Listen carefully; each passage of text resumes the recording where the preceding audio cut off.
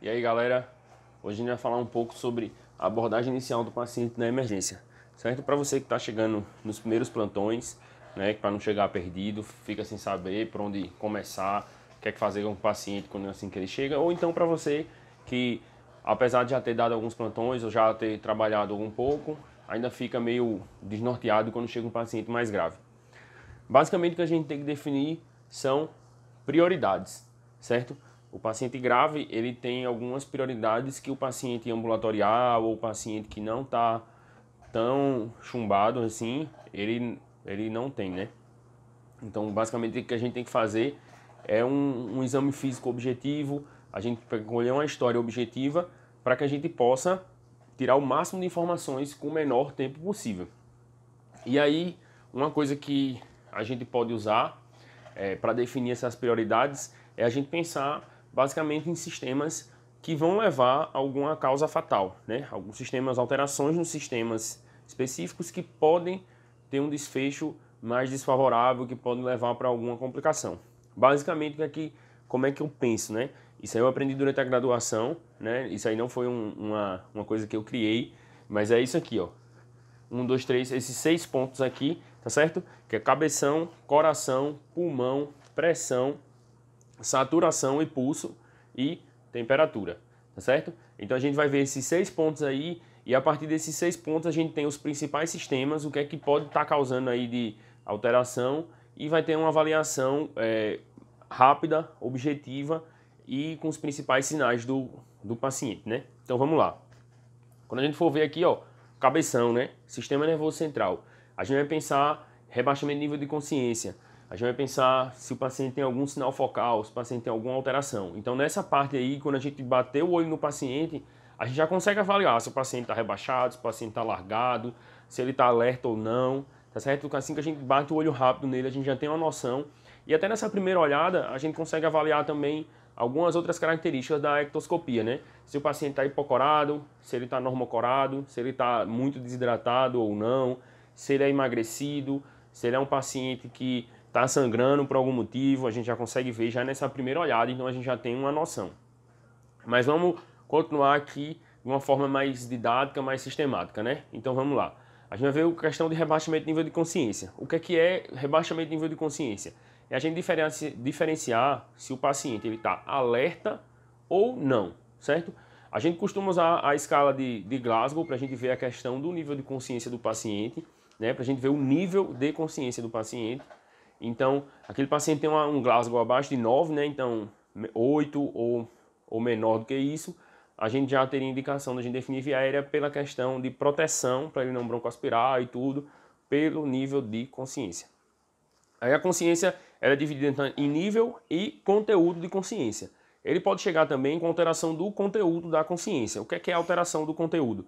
É a atenção. O conteúdo da consciência basicamente é a atenção. Então o paciente que chega com a atenção prejudicada, ele não consegue responder, ele está alerta, mas ele não consegue responder às suas perguntas, ele não consegue fixar o olhar em você, ele não consegue manter a atenção em algum objeto, então ele tem uma alteração do conteúdo da consciência. Basicamente é o delírio, né? Então é um paciente que ele vai ter alguma alteração ou do nível ou do conteúdo de consciência, a gente tem um sinal de alerta, então chegou o paciente, você fez a primeira avaliação da parte, né, do cabeção, e aí você tem alguma alteração do nível de consciência, você tem alguma alteração do conteúdo de consciência, é uma coisa para ficar atento, né? Então, chama atenção, já é uma coisa que você vai dar mais enfoque no progredir da avaliação do paciente. Outra coisa, a gente vê se o paciente tem sinal focal, né? Se tem algum déficit motor, se tem desvio de rima, se tem alguma alteração em face, tá? Se tem alguma alteração no olhar, se tem alguma alteração com relação a reconhecimento de objetos, situações, cenas. Isso aí é uma coisa interessante, até, por exemplo, se você está suspeitando mais fortemente de um AVC, fazer aquele score do NIH-SS é um score que você consegue achar facilmente na internet. Ele é bem extenso, ele é bem grande, mas se você der uma olhadinha, ver o passo a passo, é uma forma que ele é relativamente até rápido para você avaliar e você consegue ter uma noção boa do grau de comprometimento num paciente quando ele tem AVC. Então, na parte do cabeção é isso. A gente vê a questão dos sinais focais, e a gente vê a questão do nível de consciência, né? Se tem uma alteração do nível ou do conteúdo de consciência. A segunda parte, a gente vê coração, né? A gente vai fazer uma ausculta breve no paciente, né? Olhar, auscultar os 4 principais focos. Eu gosto de sempre auscultar também aórtico-acessório, alguns sopros são mais fortes em aórtico-acessório, termina sendo um foco extra, e não muda muita coisa, mas aí eu sempre ausculto. Então você fazer uma ausculta cardíaca objetiva, rápida, para você procurar algum sinal de alguma descompensação cardíaca. Por exemplo, você vai checar se o paciente está com ritmo adequado, você vai checar se as bulhas estão normofonéticas, né? Se ele tem a hiperfonese de alguma bulha, por exemplo, que sugere para a gente, uma hiperfonese de B2 sugere para a gente um paciente que está hipertenso. Se ele tem hipofonese de todas as bulhas, então sugere para a gente ter alguma alteração aí que está atrapalhando a propagação desse som, né? Pode ser um tórax muito grande do DPOC, pode ser um abafamento da bulha por causa de um derrame pericárdico, pode ser porque o coração tem uma contratilidade muito baixa, então tem um abafamento de bulha, tem alguma coisa que você pode ver nisso aí. Você vai ver a questão também de TB3 ou B4, né? O paciente que tem C, então ele vai chegar mais descompensado, um EC descompensado, quando você auscultar, você pode auscultar uma B3, que é o som do sangue atrial batendo no sangue que ficou no ventrículo, né? Então o ventrículo com ejeção prejudicada, você vai ter um restinho de sangue lá, e aí na hora que tem a contração atrial, ele vai e bate no ventrículo, e aí faz um som do sangue batendo em sangue. Isso aí que é B3. Então você vai ter no paciente tem C, e numa ausculta cardíaca breve, rápida, você consegue identificar algumas coisas que podem te ajudar. Então, você vai avaliar também a questão do torácica do paciente. Se o paciente chega queixando de uma dor em aperto, com falta de ar, e aí ele tá, quando você for ver os outros sinais lá, você pode sugerir também um quadro de síndrome coronariana aguda. Isso aí vai ajudar você a progredir na sua investigação. Então, basicamente, a gente vai fazer uma ausculta breve e procurar um sinal de história do exame físico mais direcionado, por exemplo, para patologias do coração. Digamos que você identificou que o paciente tem alguma alteração nesse sentido, está com arritmia ou está com bradicárdico, por exemplo, o paciente está com alteração do nível de consciência e bradicárdico, então você pode pensar que ele tem alguma alteração cardíaca que está causando isso aí, né? E aí isso aí você vai pedir um eletro, vai pedir eletrólito, você vai conduzir de acordo com isso aí.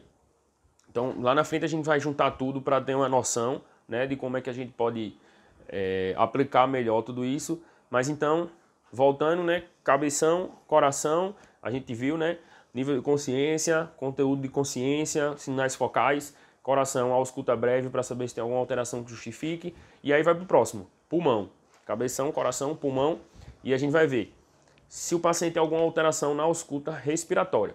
Nessa hora aí da avaliação respiratória, a gente vai ver se o paciente, como é que está a frequência cardíaca do paciente, como é que está a ausculta dele, se tem estertor, se tem crépito bolhoso, né, que sugere para a gente ter um acúmulo de líquidos, se tem algum crépito em algum local muito específico e que vai ajudar a gente a ter uma noção de qual patologia. Por exemplo, o paciente que chega crépito bolhoso em base, bilateral, a gente já sugere para a gente ter, pode ser um EAP, por exemplo.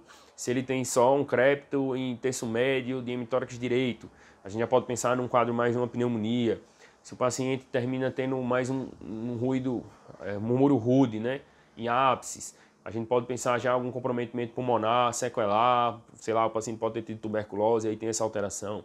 Então, assim, a gente vai fazer uma ausculta breve pulmonar, não vai fazer aquela ausculta que você vai comparando um lado com o outro, vai em 8 pontos, 6 pontos e um lado e outro. Basicamente, a gente vai escutar 4 pontos, né? Digamos que os pacientes que chegam mais comprometidos, eles vão estar deitados, né? Vão estar na maca. Então você vai escutar ápices e bases e você já tem uma noção aí do que é que pode estar acontecendo. Então vai escutar os 4 pontos aí pulmonar para ter uma avaliação rápida. Nesse primeiro momento, a gente não precisa ter aquele exame minucioso, super detalhado. A gente precisa identificar alguma síndrome, alguma coisa que está comprometendo, que está trazendo risco de vida para aquele paciente. Então, a ausculta breve, 4 pontos, e a gente vai ver o que é que tem de alteração respiratória nesse ponto da ausculta. Outra coisa que a gente vai ver no exame respiratório, né, como eu já falei, frequência, a gente vai avaliar também se o paciente está usando musculatura acessória, né?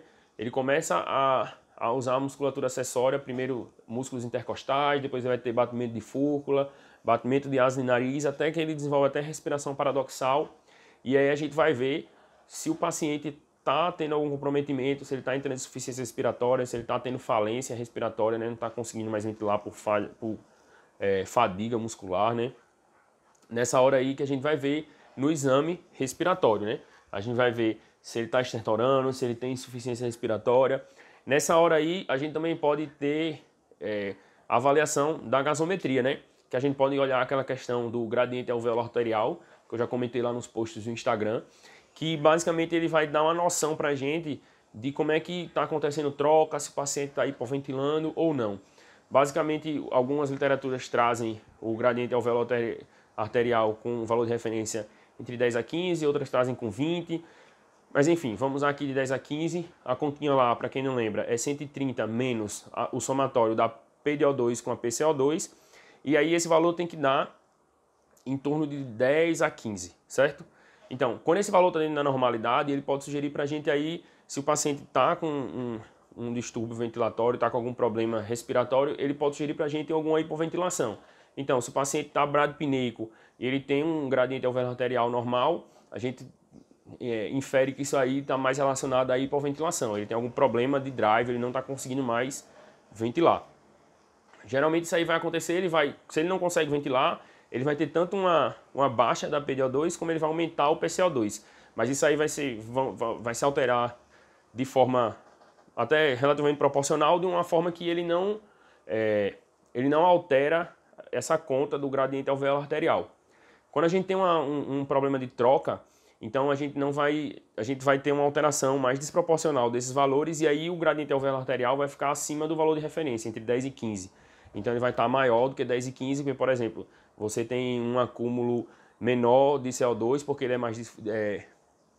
você consegue difundir o CO2, tudo direitinho, mas o PDO2 você não está conseguindo fazer troca adequada.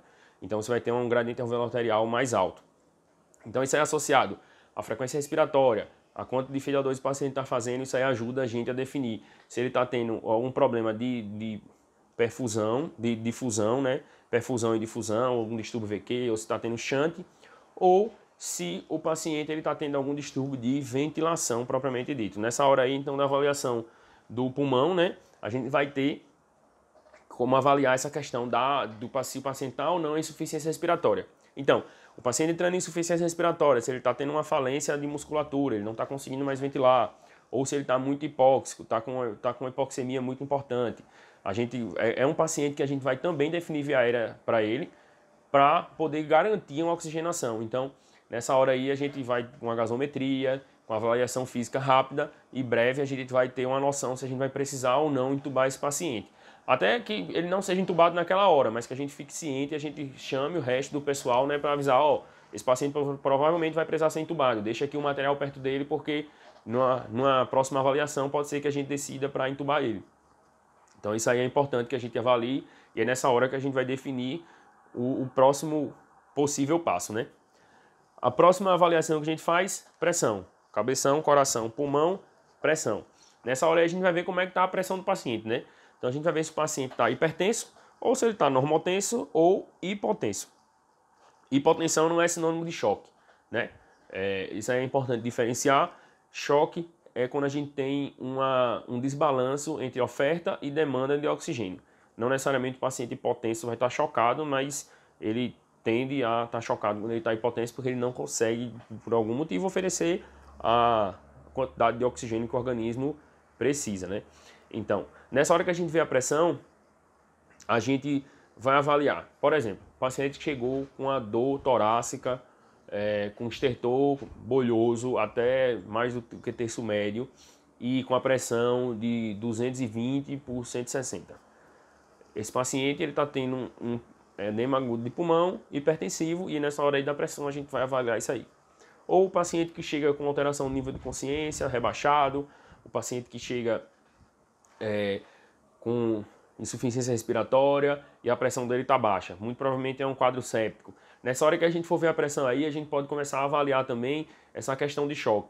Associada à gasometria arterial, a gente vai ter uma avaliação também do lactato, para a gente ver como é que está, se o paciente está perfundindo bem ou não, como é que está tudo isso aí. E nessa hora a gente avalia, e a gente pode conversar um pouquinho sobre choque nessa parte. Os choques são alguns tipos, né? Ele pode ser hipovolêmico, ele pode ser obstrutivo, ele pode ser distributivo ou ele pode ser neurogênico.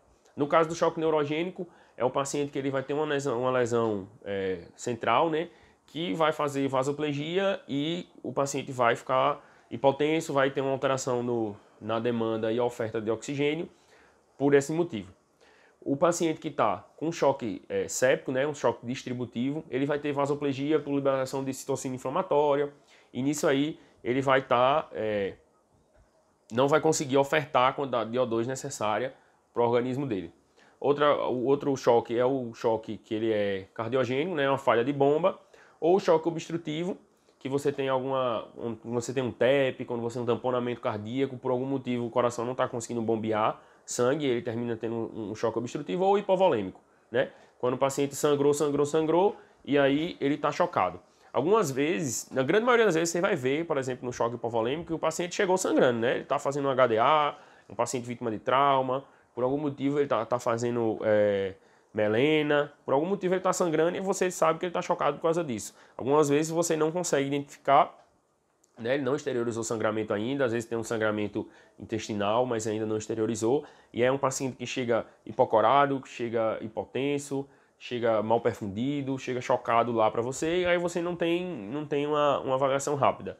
Uma coisa que pode te ajudar nessa parte, a gasometria arterial, muitas vezes ela vem com a hemoglobina, e você pode olhar ali e ter uma noção. Não é o mais fidedigno, mas você tem uma noção boa de como é que está o HB do paciente, você vê a questão de hipovolemia.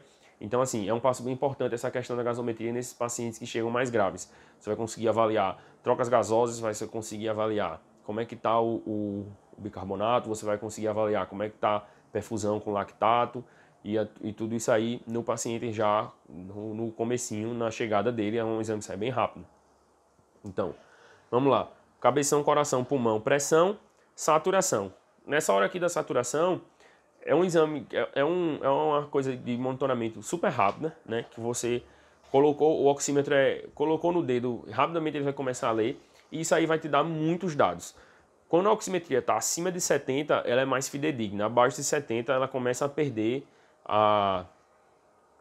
ela deixa de ser tão boa para a gente monitorar o paciente com ela, mas até 70 ela tem um valor bom. Então, assim, você chegou, botou o oxímetro no dedo do paciente, ele já começa a ler. Então você já tem uma noção, quando você olha para o gráfico, você vê a curva, como é que está a curva do pulso do paciente.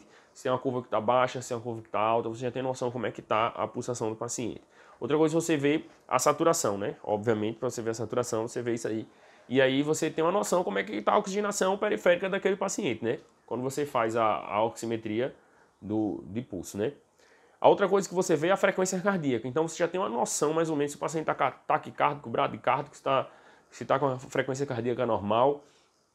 Então é uma coisa que você consegue ajudar bastante a gente. É simples, é rápido e traz muitos dados. Então se o paciente chega você já avaliou nível de consciência, você já avaliou como é que está, fez uma ausculta cardíaca breve, uma ausculta respiratória, deu uma avaliada na frequência respiratória, você viu que o paciente está desaturando, está taquipneico, está usando musculatura intercostal, né? Tá entrando em falência em respiratória, está entrando em insuficiência respiratória, você já consegue ter uma noção do que é que pode estar causando aquilo ali e qual o próximo passo, né? Isso aí já ajuda você a definir se você vai definir via aérea ou não do paciente.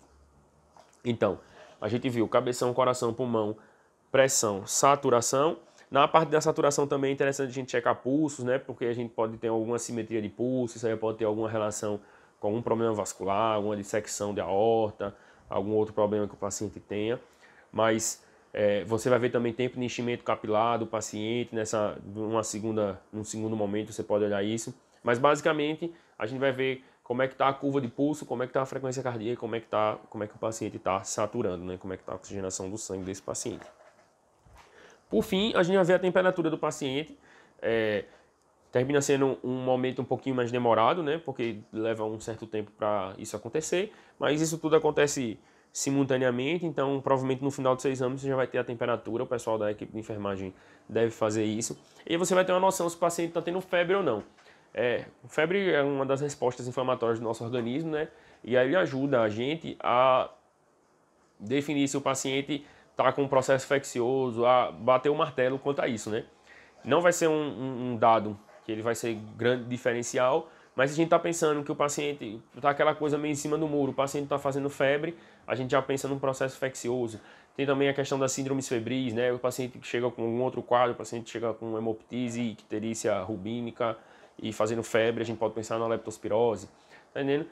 É um dado que ajuda a gente. Então, basicamente, quando o paciente chegou na emergência, chegou para você e aquele paciente chegou meio derrubado, e você bateu o olho nele e viu que ele tinha alguma alteração no nível de consciência, ou então tinha alguma alteração do conteúdo de consciência, o primeiro passo que você vai fazer é sala de emergência e chamar ajuda. Na hora que você chama ajuda, você chama a equipe de enfermagem para monitorizar o paciente. Você vai fazer MOV, monitorização, oxigênio e veia. Nessa parte do oxigênio você vai ver se o paciente realmente necessita de oxigênio ou não, né? Se ele está desaturando ou não, mas você vai chamar ajuda para monitorizar o paciente.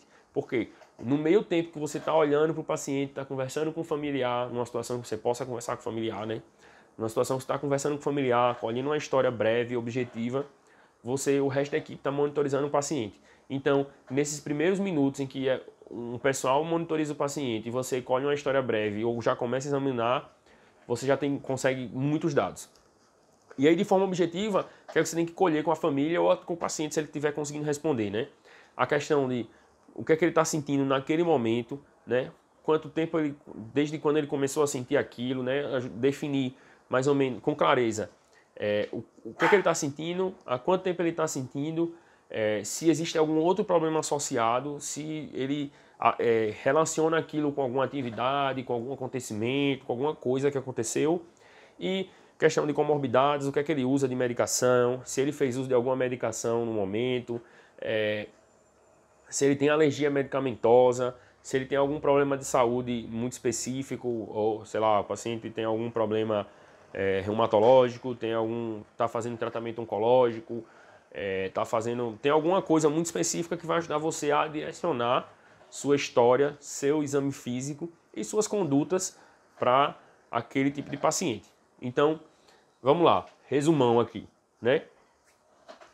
Chegou o paciente, cabeção, coração, pulmão, pressão, saturação e pulso e temperatura. Então, o paciente chegou na sala, avalia nível de consciência, conteúdo de consciência, sinal focal. Ausculta cardíaca e respiratória breve. Avalia frequência cardíaca, avalia ritmo cardíaco, avalia sopro, B3, estertores, avalia uso de musculatura acessória, avalia, nesse momento pode ser solicitado na gasometria arterial, pede para alguém colher ou colhe assim que depois de um exame bem breve. Vê como é que está a saturação do paciente, vê a temperatura do paciente e depois você pode dar uma olhada geral no paciente na questão de ectoscopia, porque até na primeira olhada, quando o paciente vai entrando, você já olha. Então você vê se o paciente está hipocorado, normocorado, se ele está desidratado, se ele está sangrando, se ele está ictérico, o que é que ele tem de diferente, e aí você pode olhar, certo? Basicamente é isso que a gente faz no paciente, na primeira abordagem do paciente que chega na emergência. É importante que a gente faça uma coisa rápida, objetiva e perca o menor tempo possível para depois a gente fazer uma segunda análise mais minuciosa. A gente vai instituir algumas condutas mais rápidas aqui nessa situação, porque o paciente chegou, o paciente está correndo risco de morte, né? E aí você precisa instituir alguma coisa mais rápida e posteriormente você vai reavaliar. Por exemplo, o paciente chegou derrubadão lá, está desidratado, tá o nível de consciência baixo, você viu que o problema dele, ele pode estar até séptico, está vomitando, está com asepsia de foco abdominal e está hipotenso. Você corre volume e depois você vai reavaliar. Depois, nesse meio tempo que você vai correndo volume, você conversa com a família. Depois, muitas vezes o paciente acorda um pouquinho quando você hidrata o paciente, então você vai colher melhor a história com ele, e aí depois você vai começando a instituir o resto da terapêutica a partir daí. Mas é importante ter essa sistemática bem fixada na cabeça e tranquilidade na hora de definir o que é que vai ser feito. A gente acha que é uma coisa que tem que ser feita em questão de segundos, não é. Muitas vezes dá tempo da gente parar, respirar e pensar, tá certo? Então, não precisa ter aperreio, é preciso que tenha objetividade e um pouquinho de pressa, porque não é aquele paciente que você vai passar meia hora pensando o que é que você vai fazer. Não, é um paciente que você tem que definir em questão de minutos, mas é questão de minutos, não é segundos. Eu não preciso definir as condutas em 10 segundos, eu não preciso resolver a vida do paciente em 10 segundos, porque isso aí não vai acontecer. Questão de minutos, você pode passar 2, 3 minutos, 5 minutos raciocinando, pensando, examinando e avaliando o paciente. Lógico que vai ter paciente que vai chegar mais grave, você vai precisar realmente de 1 minuto para resolver tudo. Ou pelo menos aquela coisa mais emergencial, por exemplo, paciente que está parando, então você precisa resolver um pouquinho mais rápido. Vai ser uma situação muito específica, uma situação mais um pouquinho mais detalhada, que não é o que acontece na maioria das vezes e não é o corriqueiro de uma situação de emergência. A maioria das vezes são pacientes que a gente tem alguns minutos para a gente poder avaliar e tomar uma conduta bem orientada, certa e com clareza do que a gente fez, porque a gente avaliou o paciente direitinho. Então, relembrando as prioridades, a gente vai ver sistema nervoso central, coração, pulmão, pressão, saturação e temperatura para a gente dar uma olhada como é que o paciente chegou, tá certo? É isso aí sobre a abordagem inicial do paciente e até a próxima.